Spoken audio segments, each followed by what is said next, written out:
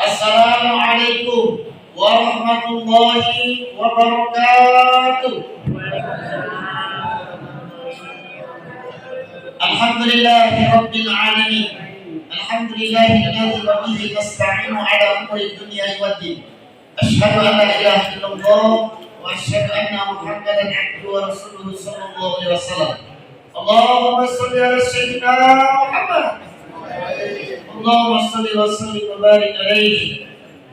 Yang pertama-tama marilah kita sekali lagi bersyukur kehadirat Allah Subhanahu wa taala yang senantiasa menganugerahkan kita kenikmatan, baik nikmat yang sifatnya lahir maupun batin, dan juga kenikmatan iman, Islam serta ihsan, sehingga sampai saat ini kita masih dianugerahkan oleh Allah hidayah, istiqamah melaksanakan segala perintah yang diwajibkan dan yang dicontohkan oleh baginda Nabi besar kita Muhammad sallallahu alaihi wasallam.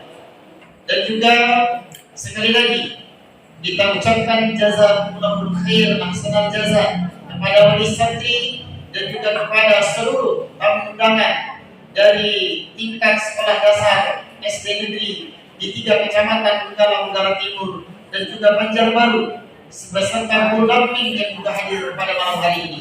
Dan sekali lagi kita ucapkan ahlan wa sahlan kepada guru kita, kiai kita, Al-Mukarram Kiai Haji Ustaz Ulil Absar LC Al-Hafiz yang mana beliau alhamdulillah sudah berada di tengah-tengah kita. Yang selanjutnya acara kita yang ke-6, yang ke-7, yaitu penyampaian tausiah agama yang dalam hal ini akan disampaikan oleh guru kita, kiai kita, Kiai Haji Ulil Absar LC Al-Hafiz. Mohon untuk para anak-anak sekalian untuk mendengarkan, mencatat apa yang beliau sampaikan. Semoga ilmu yang disampaikan oleh beliau bermanfaat dan berkah untuk kita semua. Kepada beliau, kepada Al-Ustaz Al-Mukarram Kiai Haji Ulil Absar LC Al-Hafiz, kepada beliau, tafadhal mas'ura ya Ustaz.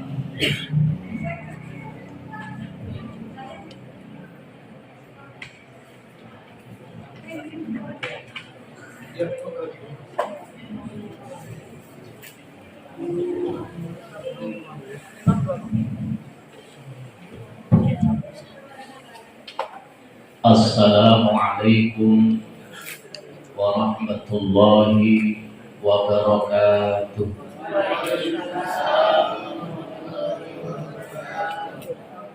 Assalamualaikum warahmatullahi wabarakatuh.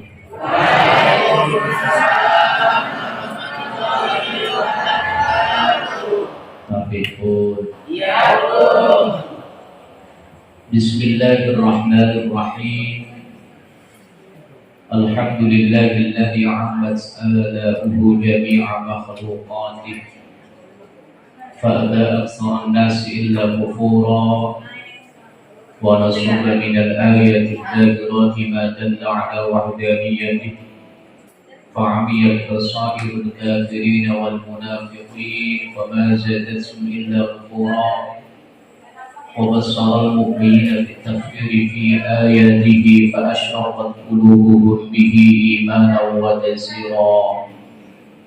أشهد أن لا إله إلا الله وحده لا شريك له وأشهد أن محمدا عبده ورسوله. اللهم صل على سيدنا ومولانا محمد وعلى آله وأصحابه ومن تبعهم بإحسان إلى يوم الدين تسليما كثيرا. Amma ba'du.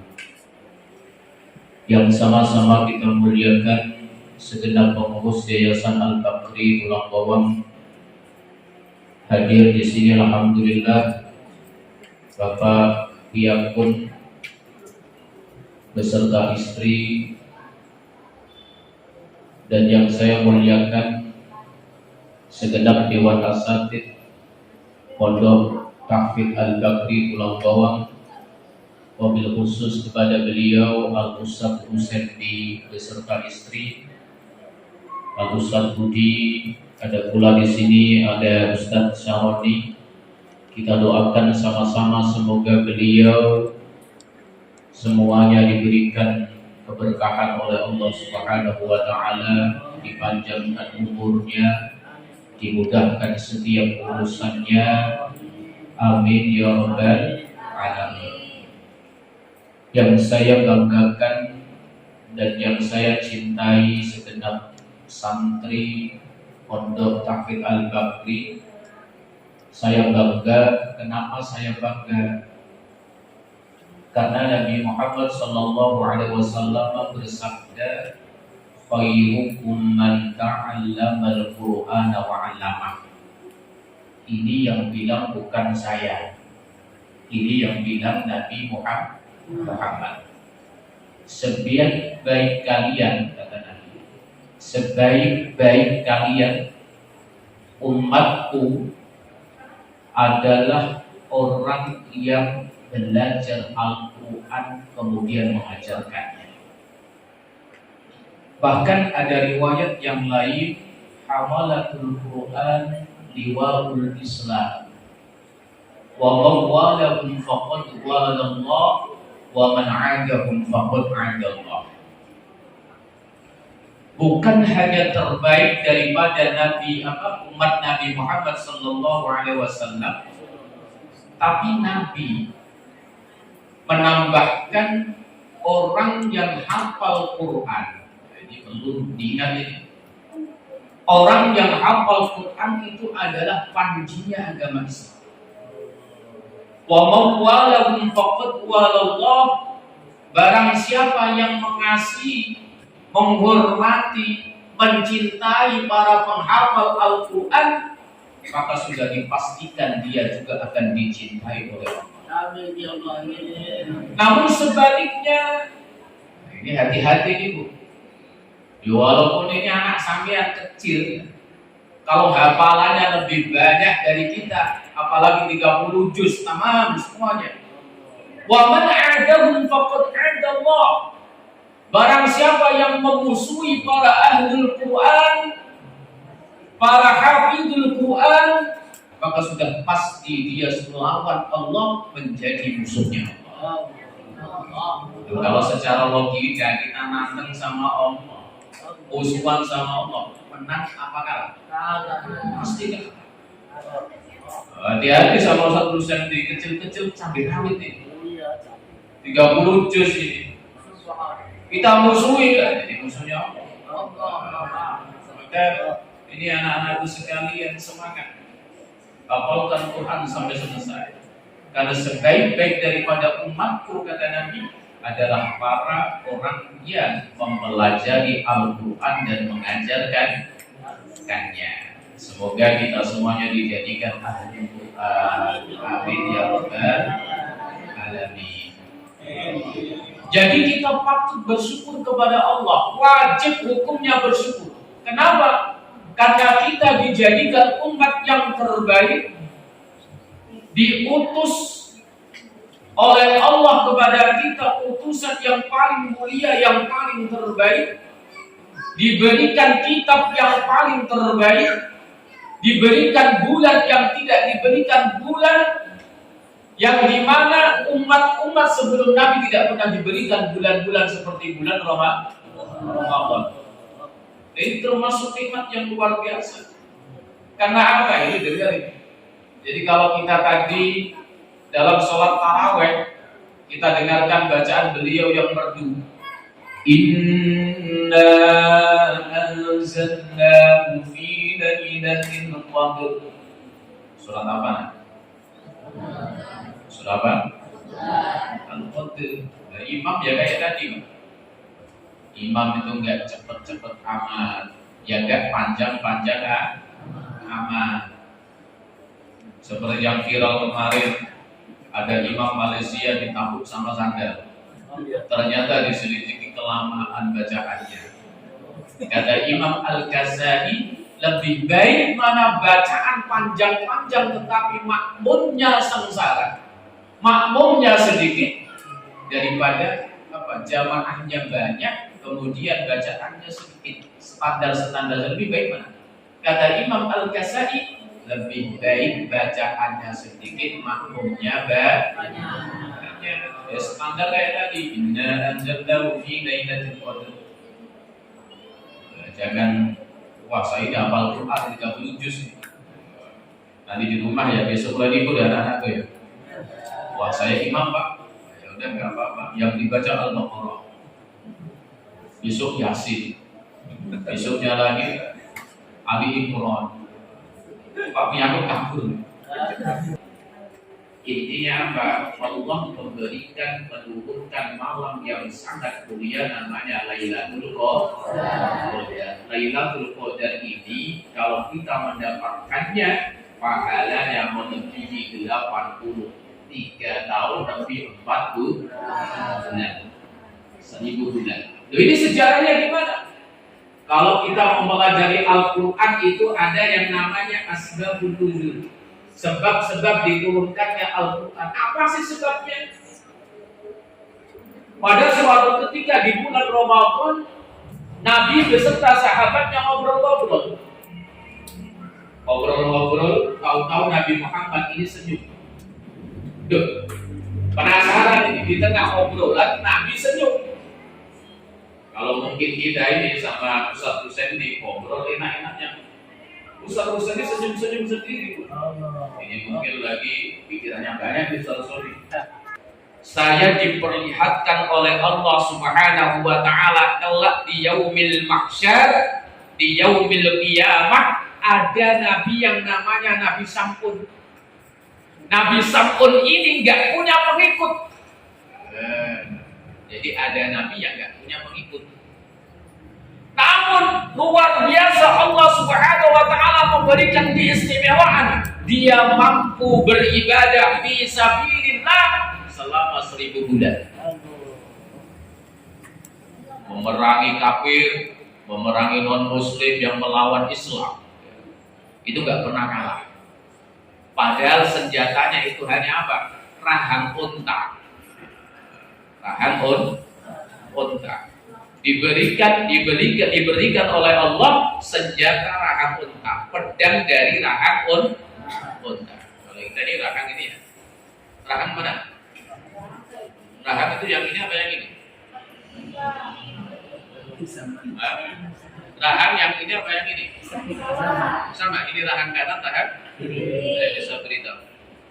Jadi ternyata kalau kita beli ayam, coba nanti dicoba ya, beli ayam, paha kanan sama paha kiri itu enak paha yang kiri. Jadi kalau nanti beli ayam goreng, Pak, beli ayam goreng dong, yang kiri ya Pak ya, pokoknya yang kiri. Setuju? Nah, gimana bedakannya paha yang kiri sama yang kanan? Diberikan oleh Allah senjata pedang yang terbuat dari tulang rahang unta. Sekali tebas nggak terkalahkan, mati semua. Padahal hanya rahang unta. Istimewanya lagi, kalau dia lapar, ini rahang unta ini dikecut. Rahang unta ini masih ada gigi-giginya. Dari sela-sela gigi tadi itu keluar daging yang sudah matang.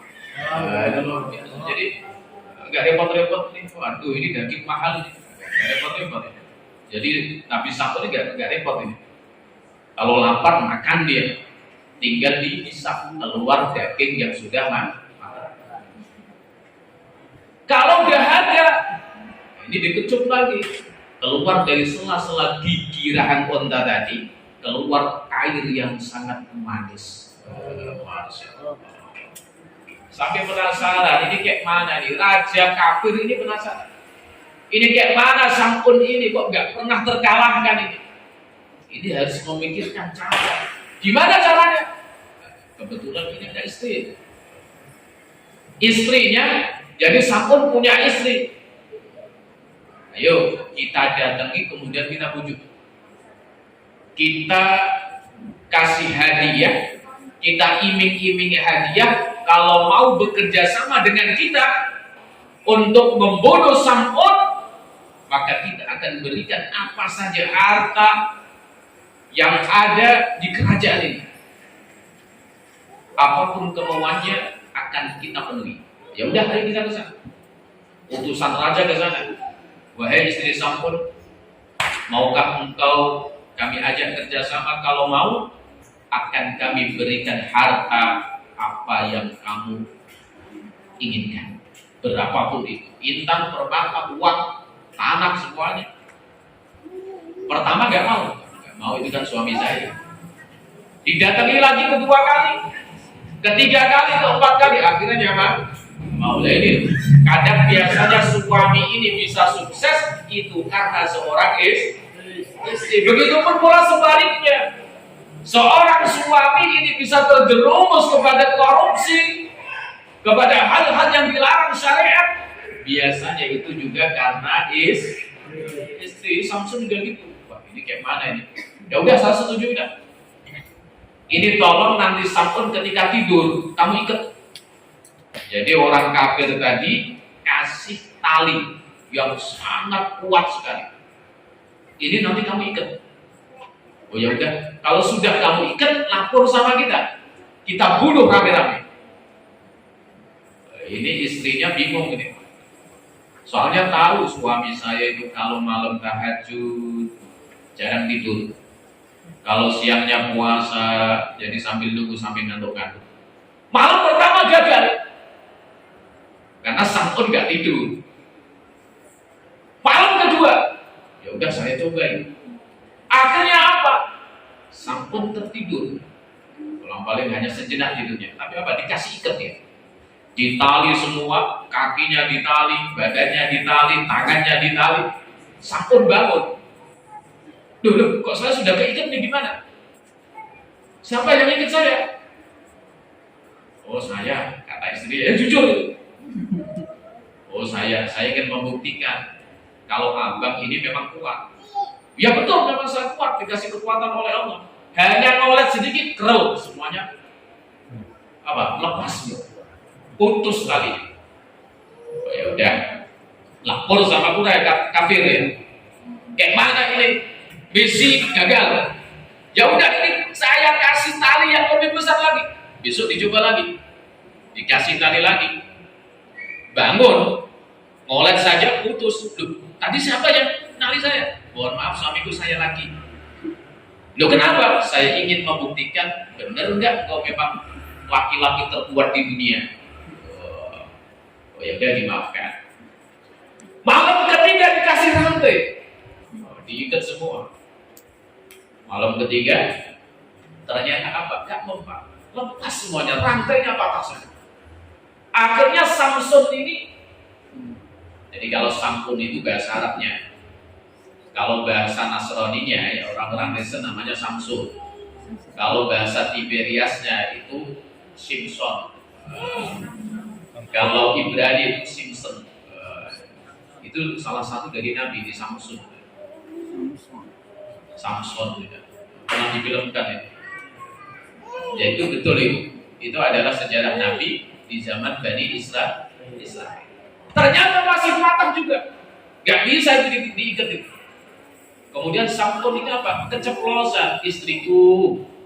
Saya bilang ya, saya ini dikasih kekuatan oleh Allah Subhanahu Wa Taala, gak ada yang bisa menandingiku. Karena saya mempunyai kekuatan yang diberikan oleh Allah, itu ada rambut saya. Jadi rambut Samsun ini, rambutnya panjang, tapi ada 3 helai yang paling panjang. Kalau 3 helai yang paling panjang ini engkau apa? Hilangkan, engkau potong, ya lemah ya, nggak bisa apa. Akhirnya apa? Wah ini berarti kelemahannya sudah dapat ini. Malam selanjutnya ditunggu, wah ini kapan tidurnya ini Samsun ini. Akhirnya apa? Sudah tidur, dipotong itu rambutnya. Dibuat apa? Ngiket kaki, ngiket tangan, sama ngiket badannya. Hanya dengan 3 helai rambut ini Samsun nggak bisa apa. Nggak bisa lepas. Waduh, ini gimana nggak bisa lepas? Ini siapa yang mengikat saya ini? Akhirnya tahu istrinya. Manggil semua apa? Tentara kafir tadi. Akhirnya apa? Matanya dicongkel, dibantutan ya. Kemudian apa? Diarak, ditaruh di tiang istana yang paling besar. Jadi kedua tangannya diikat, kakinya diikat untuk dipertontonkan kepada orang-orang yang membangkang kepada raja kafir. Dan kemudian ketika mau dibunuh, sudah diikat nih, malaikat Jibril datang. Wahai Samson, apa yang kamu inginkan? Apakah kamu ingin supaya saya binasakan? Tidak, wahai Jibril. Saya mohon kepada Allah berikan kekuatan untuk bisa merobohkan tiang-tiang istana ini hanya sekali getar saja. Geser saja. Artinya diijabah oleh Allah. Kalau saya nanti bisa diberikan kekuatan oleh Allah, tiang-tiang yang besar-besar di istana ini jadi runtuh roboh, maka saya akan beribadah kepada Allah 1000 bulan lamanya. Nadar dia. Artinya dikasih oleh Allah, matanya yang buta tadi dicongkel oleh Quraisy, kafir, bukan Quraisy. Kafir itu dikembalikan oleh Allah kekuatannya. Jadi sekali geser kerak, semua runtuh, raja dan bala tentaranya mati semua. Akhirnya apa? Nabi Muhammad takjub, masya Allah, orang kok bisa ibadah 1000 bulan ya. Sementara umat saya, wahai Jibril, yang mentok bolak-balik 63 tahun. Kayak mana ini? Umat saya itu Jibril umurnya nggak panjang-panjang. Nabi Nuh umurnya 1700 tahun. 950 diangkat jadi nabi, pengikutnya hanya 80 orang. Bu, Nabi Nuh itu 950 tahun dakwah, tapi muridnya hanya 80 orang. Kira-kira kalau kita punya SD, punya SMP, 10 tahun muridnya hanya 5, 6, kira-kira putus saja, Bu. Enggak ngurus. Waduh, udah, bubar aja, neraka semua ini orang ini. Enggak bisa dididik ya gitu. Ya Pak Piago nih. Kayak mana ini? 1 tahun, 2 tahun santri hanya 5 ini. Contoh Nabi itu 950 tahun jadi nabi, pengikutnya hanya 80 orang saja. 1700 umurnya. Nabi Ibrahim 300 tahun, umur 80 tahun baru sunat. Sementara kita hanya 63 tahun. Akhirnya apa? Nah, malaikat Jibril diperintah oleh Allah Subhanahu wa taala untuk menyampaikan wahyu. Turunlah ayat, inna anzalnahu fi lailatul qadr. Gak usah bunda, gak usah bulanan. Walaupun umur umatku pendek-pendek, tapi saya berikan keistimewaan ketika dia mendapatkan Lailatul Qadar, sama halnya dia telah mendapatkan pahala yang melebihi daripada 1000 bulan. Masya Allah. Ini sudah malam terakhir ya, di Asrul Awakhir, 10 akhir di bulan Ramadan. Karena jumhurul ulama semuanya sepakat Lailatul Qadar itu diturunkan kebanyakan di 10 awakhir min Ramadan, di malam-malam ganjil 21, 23, ini malam 23. Al-Habib Abdullah bin Ali Al-Haddad, beliau mengatakan kalau nanti kok bertepatan di bulan Ramadan ada tanggal ganjil yang bertepatan pula dengan malam Jumat, kemungkinan besar itu adalah Lailatul Qadar. Ini malam 23, tapi masih ada lagi malam Jumat lagi. Malam 30 itu ganjil ya? Ya ganjil. Jadi kemungkinan malam ini, amin Allahumma amin. Semoga kita semuanya mendapatkan Lailatul Qadar. Amin ya Rabbal alamin. Perbanyak doa. Kalau ingin dapat Lailatul Qadar, yuk kata Aisyah, perbanyak doa, Allahumma innaka afuwwun karim tuhibbul afwa fa'fu anni. Itu perbanyak.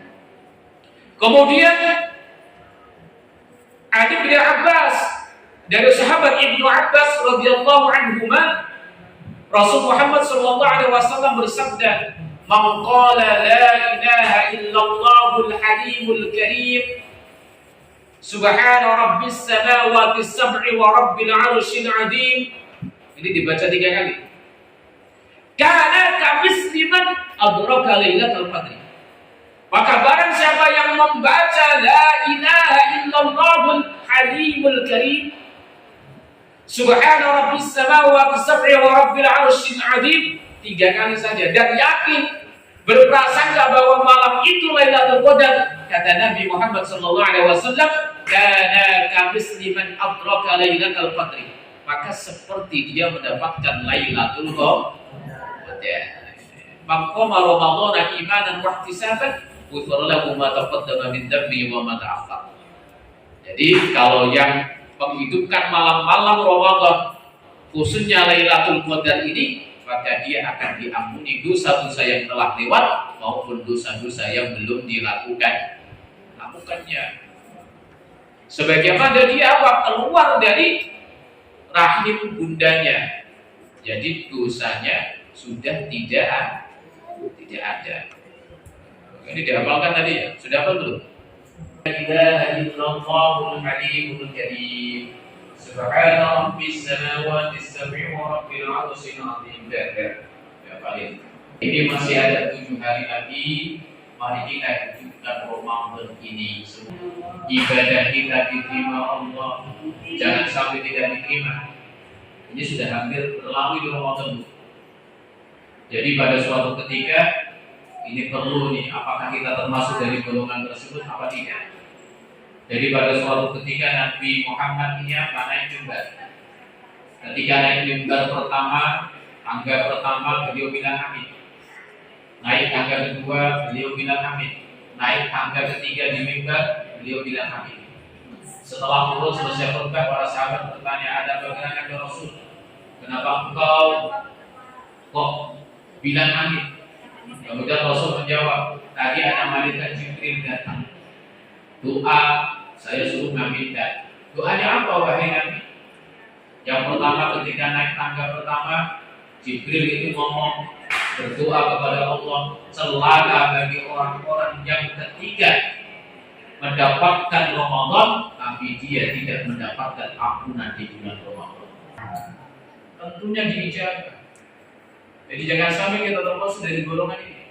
Yang kedua, celaka bagi orang-orang yang masih diberikan kesempatan berjumpa man adraka walidayhi aw ahaduhuma, berjumpa kedua orang tuanya ataupun salah satunya, namun apa? Falam yudkhilahul jannah, namun tidak bisa apa?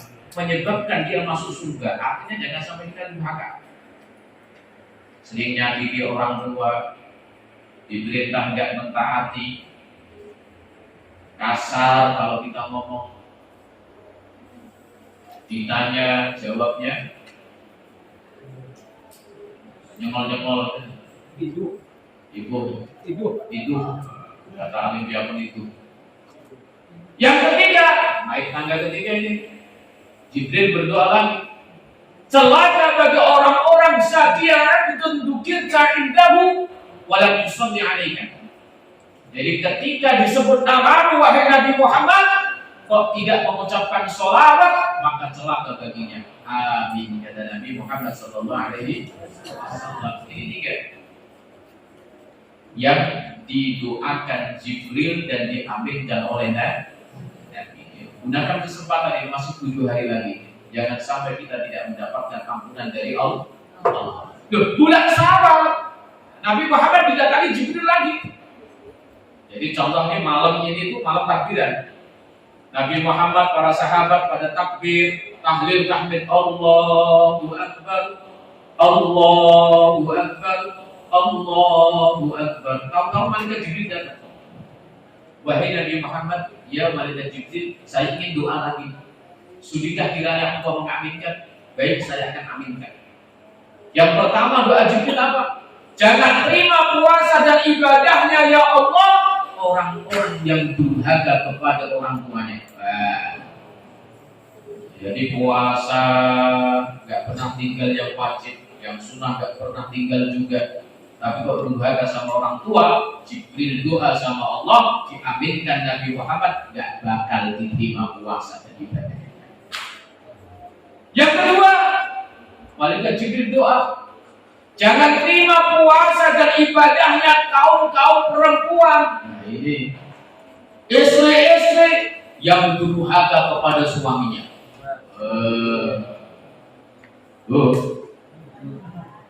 Pak, sehingga berkata kasar ini ibunya. Masak apa? Masak apa? Sebenarnya ada masak.